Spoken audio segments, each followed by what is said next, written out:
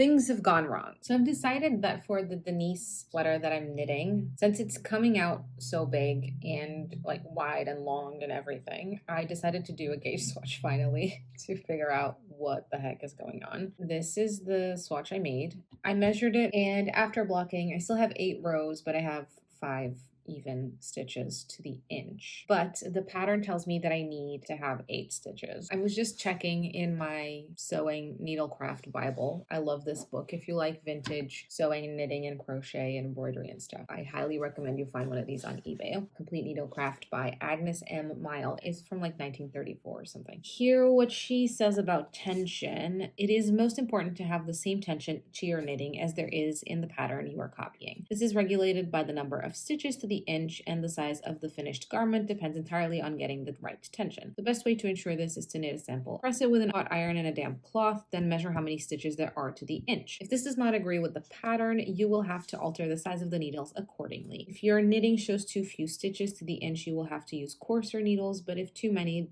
finer ones must be employed. I think I need to go up a needle size. I'm starting to think that this yarn is just not the correct yarn for this pattern. Sometimes this happens with vintage knitting patterns because they give you a yarn that no longer exists as a reference. All it says in the pattern is Peyton's Azalea crochet wool. It's not always easy for me to like figure out what the right yarn is. Trying to figure out the math is not the way that I want to go right now because I don't know.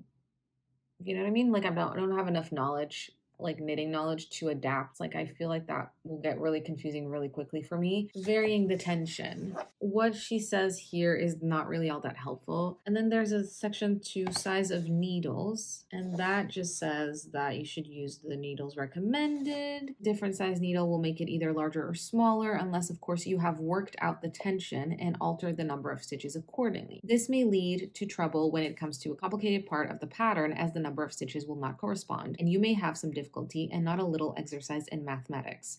Tell me about it. The safest plan is to abide by the size given you and to see also that the wool, cotton, or silk is of the recommended thickness. Yeah, I don't know. It doesn't really tell you how to work out what to do other than going up a needle size. It's a 3-stitch difference. So I think I'm gonna go up a needle size just to see if it works out. I think I might have to save this yarn for something else and get a different yarn to make this specific project. I know these updates are not really updates. They're not helpful at all.